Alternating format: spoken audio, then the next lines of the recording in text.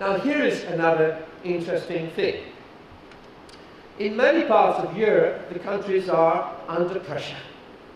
In my country, for example, our population was falling quite quickly.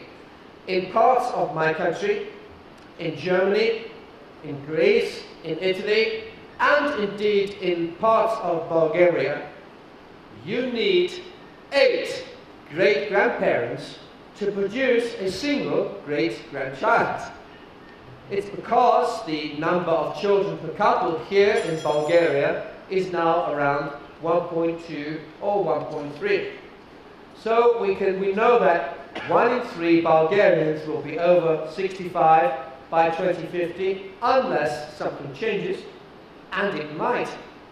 And we know that only 50% of the population will be of working age by then. But things can change.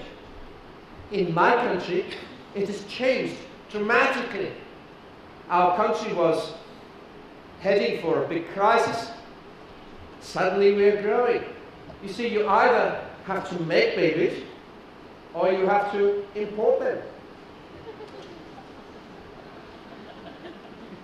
You have to find them from somewhere. And as they come, people bring their own customs and their own culture. And I know there has been in the news just recently, in the last month, about Syrian refugees coming. I'll tell you, this is sensitive. I know these things are sensitive. But people who come are new markets. In my community in London, we have seen an explosion of Polish shops because 1 million people from Poland came to the UK. And actually 600,000 have gone home. They made money, they have gone home.